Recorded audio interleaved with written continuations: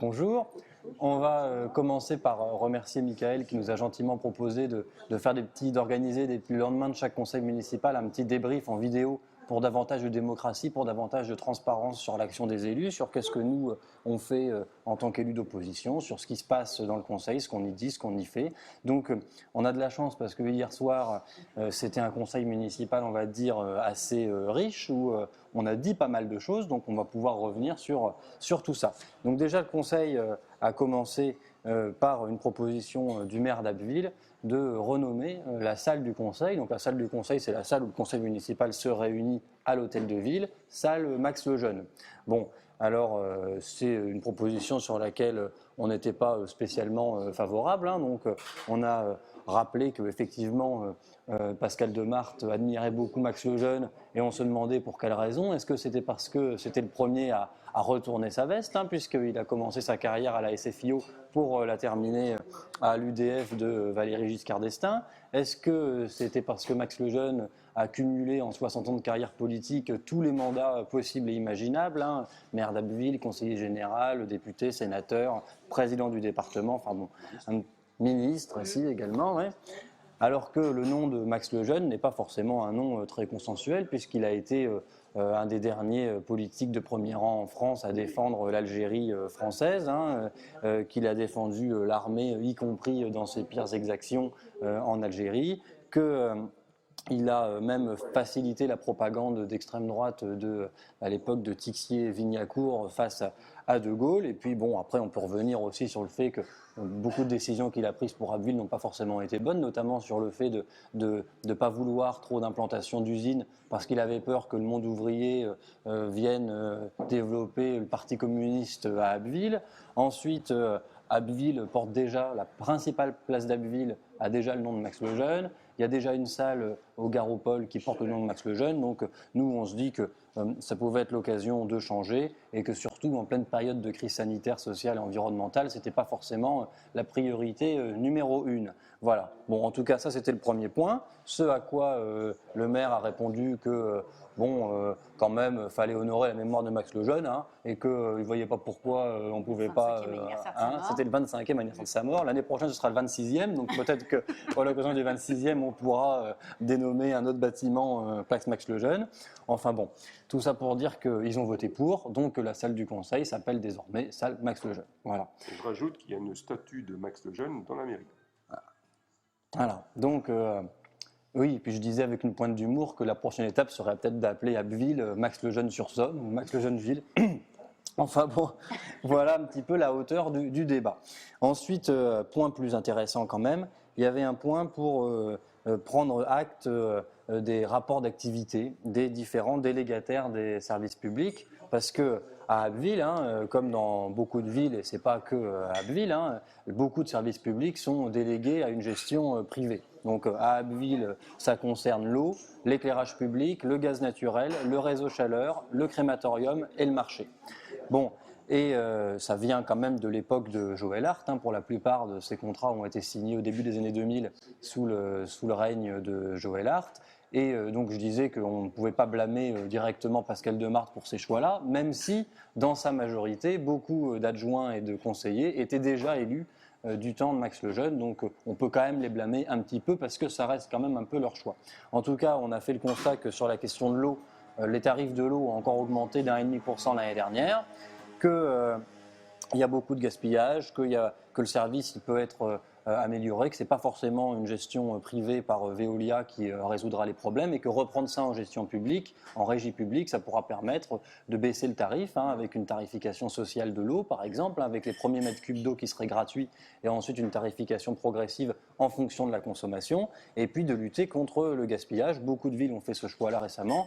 Le contrat arrive à échéance en 2022, donc si on veut pouvoir reprendre l'eau en régie publique, c'est maintenant qu'il faut s'y pencher. Idem pour le crématorium, hein, puisque les prix de la crémation ont augmenté de plus de 11% l'année dernière. Donc ça veut dire que même mourir devient inabordable pour beaucoup d'Abbvillois, d'autant plus que beaucoup de familles qui ont du mal à payer les obsèques se tournent vers le CCAS, le centre social, pour demander un coup de pouce. Donc ça veut dire que la mairie aide et fait directement un chèque au concessionnaire, hein, à la société Anne Douche, alors que c'est un équipement qui a été construit par la ville d'Abbeville. Voilà. Et qu'en plus de ça, il y a eu de nombreuses pannes en 2018, 2019 et 2020 qui ont largement pénalisé les familles qui sont endeuillées. Donc tout ça pour dire que c'est pas parce que c'est géré par le privé que ça fonctionne mieux et que la concession arrive à terme en janvier 2023. Donc c'est pareil, si on veut être en capacité de proposer un service public de la crémation beaucoup plus abordable et qui fonctionnera mieux, c'est maintenant qu'il faut commencer à y réfléchir. Et puis le dernier point, c'était le marché. Le marché qui lui aussi fonctionne pas très bien. Là, carrément, l'entreprise qui est délégataire de service public là n'a même pas jugé bon de fournir son rapport d'activité cette année, donc on n'a même pas pu avoir accès aux chiffres et aux statistiques, donc ce sera juste un constat visuel. On sait bien que le marché du jeudi vivote, il est quand même assez peu fréquenté, que même le samedi, il y a des étals qui restent vides et que ce marché, il perd en attractivité et c'est bien dommage parce que si on veut redynamiser le centre-ville, ça passe par redynamiser le marché, le faire monter en qualité. Bon, voilà, il y a tout un tas d'actions publiques qui peuvent être menées grâce à ce marché et le reprendre en régie publique, c'est en 2022 aussi que ça se jouera. Ça peut être un levier intéressant. Donc, tout ça pour conclure que la régie publique, c'est le bras armé d'une volonté politique, mais pour ça, il faut avoir une volonté politique et on n'est pas certain qu'il y ait une réelle volonté politique au sein de cette municipalité, même si la réponse qui nous a été donnée par le maire d'Abbeville à cette question-là a été plutôt intéressante, puisque visiblement, j'ai cru comprendre que le marché et le crématorium, la reprise en régie publique, pourrait être à l'ordre du jour dans un an ou deux, quand la question se posera. Sur l'eau, la réponse elle était largement plus mesurée, donc moi ça me fait me dire que comme c'est un chantier qui doit être vraiment prioritaire, on aura des actions à mener vraiment, notamment peut-être une pétition, il faudra trouver des moyens d'action pour peser en faveur d'une reprise en régie publique de l'eau. Voilà, donc ça c'était sur les premiers points. Ensuite c'était des points qui étaient un peu moins intéressants, enfin si intéressants mais beaucoup plus consensuels on va dire sur le groupement des commandes entre la ville et la com d'agglo sur les fournitures. Donc là on a voté oui. Sur une demande de subvention au département, à l'État pour la médiathèque, sur l'organisation du salon du livre, là évidemment qu'on a voté oui également. Sur aussi la collecte des archives audiovisuelles, il y a une convention qui a été passée avec une association pour récupérer les archives qui datent de la guerre, de l'avant-guerre, d'après-guerre. Bon voilà, ça c'est des choses qui sont évidemment sur lesquelles on est favorable, même si à chaque fois il y avait le groupe Abbeville Ensemble d'Aurélien d'Auvergne. Leurs seules interventions à eux, ça a été à chaque fois, à chaque point de dire « Ah oui, ça c'est bien, mais c'est nous qui l'avons lancé. » Bon, encore une fois, si c'était pas triste, on en rirait, mais bon voilà. Et puis, il y a aussi une convention qui a été passée pour restaurer les berges d'un étang à la Bouvac. Donc là, encore une fois, on a voté pour. Et ensuite, voilà, là, dernier point sur lequel on est vraiment intervenu, c'est celui de... la ville a été sollicitée par les jeunes agriculteurs. Donc les jeunes agriculteurs, c'est le syndicat agricole, c'est les jeunes de la FNSEA. Et ils ont sollicité, je pense, toutes les communes du département pour qu'il y ait un dégrèvement sur la taxe foncière sur le foncier non bâti pour les jeunes agriculteurs. Donc l'idée, elle est bonne, c'est de soutenir l'installation de jeunes agriculteurs en réduisant leurs charges, notamment la taxe foncière. Bon, sachant que l'État dégrève déjà à hauteur de 50% pour les jeunes agriculteurs, donc les 50% restants, c'est la commune, donc il y avait l'idée de pouvoir dégréver. Le maire nous proposait de voter favorablement, sachant qu'il n'y a aucun jeune agriculteur qui exploite aujourd'hui sur la commune d'Abbeville. Donc nous, on avait déposé un amendement qui était, sachant que ça ne concerne personne aujourd'hui, c'est vraiment pour l'avenir de dire que, OK pour dégréver la taxe foncière pour les jeunes agriculteurs qui s'installent, mais uniquement s'ils exploitent en bio ou s'ils sont en cours de conversion vers le bio, avec l'idée d'encourager la transition agricole vers le bio, parce que dans la région Hauts-de-France, on est la région qui a la moins grande surface agricole utile qui est exploitée en bio. Donc on a proposé ça, on l'a défendu. Le groupe Abbeville Ensemble d'Aurélien d'Auvergne a voté favorablement, moins une voix, puisque celui qui a remplacé Brigitte Garbe, Maître Lefebvre, il a voté contre, donc ça veut dire que déjà leur groupe se fissure. Et par contre, dans la majorité, on a eu une réponse de Pascal Demarque nous disant qu'il fallait faire confiance aux agriculteurs pour eux-mêmes amorcer la transition vers le bio, qu'il n'y avait pas besoin de l'inscrire dans un amendement, que ça se ferait tout seul. Bon, ce à quoi je crois quand même modérément, parce qu'il faut encourager. Voilà, je pense qu'il faut vraiment encourager. C'est le rôle de la collectivité que d'encourager la transition vers le bio. Donc, il a voulu voter contre. Et là, on a senti l'hésitation chez les élus. On s'est dit peut-être que c'est pour la première fois le bloc majoritaire, il va craquer. Eh ben non, au dernier moment, dès que De Marthe a levé la main, les autres, progressivement, ils ont chacun levé la main aussi. Donc, ils ont voté comme s'il y avait eu un peu plus. Je pense que si on avait voté à bulletin secret, ça aurait peut-être été différent. Voilà. Alors j'ai failli demander. Ouais, il aurait peut-être fallu, je regrette qu'on ne l'ait pas fait, parce que là, ça aurait peut-être donné un résultat différent, d'autant plus qu'on est vraiment là, on est sur de la prospective, on est sur de l'avenir, donc ça aurait quand même pu, ça ne comportait pas le moindre risque de crispation, de frustration chez les agriculteurs, donc il y avait vraiment pas de problème à voter cet amendement. Il n'a pas été voté uniquement parce que c'est nous qui l'avions déposé. Voilà, ça c'est des raisons politiques, je pense, en tout cas. Voilà, après sinon, les autres points, il n'y a pas eu grand-chose. On a renouvelé le poste de responsable des scènes d'Abbeville, donc là on a voté pour. On a voté pour aussi une modification du tableau des effectifs, donc là c'était des choses très techniques pour les avancements de carrière au sein de la municipalité. On a voté pour aussi une convention entre la ville d'Abbeville et l'association de gymnastique qui va exploiter la nouvelle salle de gymnastique qui a été construite à Roberviard. Donc là, c'était la convention qui détaillait leurs conditions d'utilisation de la salle.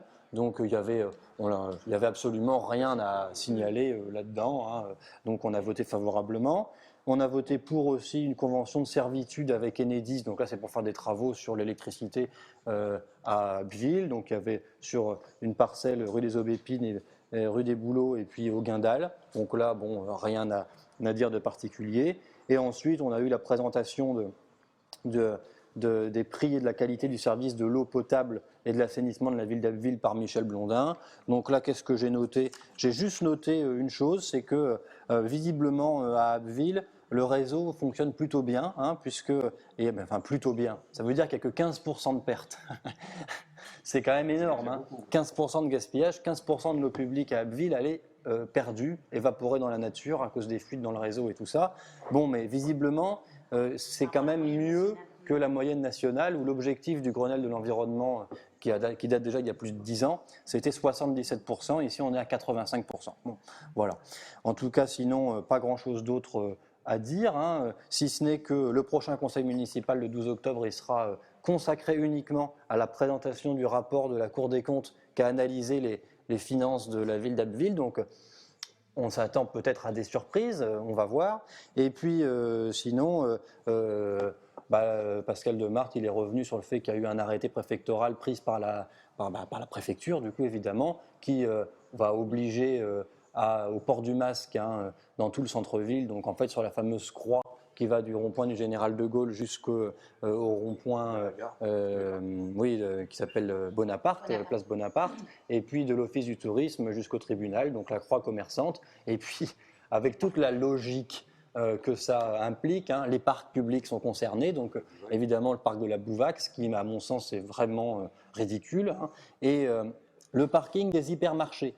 Donc ça veut dire que le port du masque sera obligatoire sur le parking d'Hyper-U, mais pas sur le parking d'Intermarché. Sur le parking d'Hyper-U uniquement, on voit quand même l'absurdité de toutes ces mesures, là, à un moment donné où c'est un pas en avant, trois pas en arrière, un coup à droite, un coup à gauche, ça navigue à vue au gouvernement. Même si on peut regretter que le maire d'Abbeville ne se batte pas un peu plus pour défendre un peu nos libertés de circuler librement, en attendant, ce n'est pas de sa responsabilité directe. Donc, c'est contre l'État et ses services qu'il faut en avoir si vous n'êtes pas content avec ces mesures-là.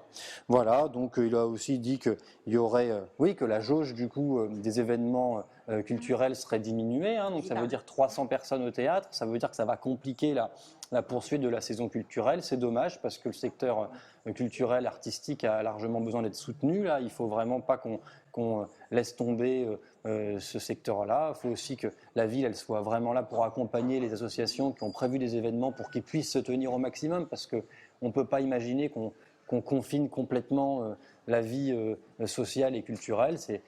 faut qu'on apprenne à vivre avec ce virus, ça veut dire qu'il faut qu'on apprenne à maintenir des événements dans un contexte sanitaire difficile, en prenant évidemment le maximum de mesures et de précautions pour éviter que ça devienne des clusters de contamination. Voilà un petit peu ce qu'on a vu, entendu hier. Je ne sais pas si j'ai oublié quelque chose. Non, c'est très bien. Ah si, on peut quand même dire. Ça a commencé avec un point intéressant quand même qui a été soulevé par Sarah Dupont-Bosio, qui propose que la ville d'Abbeville signe la charte pour l'égalité femmes-hommes européenne, ce qui est une très bonne demande à laquelle on s'associe. Bon, après, et le maire a répondu favorablement que ça puisse être discuté au sein de la commission qui sera chargée de rédiger le nouveau règlement intérieur du conseil municipal à laquelle Isabelle siégera. Donc voilà, après, on peut regretter qu'il y ait eu un petit débat sur le fait que la première adjointe enlève son masque pour parler alors qu'elle a des lunettes, évidemment, ça se couvre de buée. Bon, voilà le genre de débat qui anime aussi le conseil municipal, mais là, ce n'est pas suffisamment intéressant pour qu'on en reparle. Voilà. Donc, on se donne rendez-vous dans quelques semaines quand il y aura eu le prochain conseil municipal. Voilà. Merci à vous d'avoir écouté. Si vous avez écouté jusqu'au bout, bravo.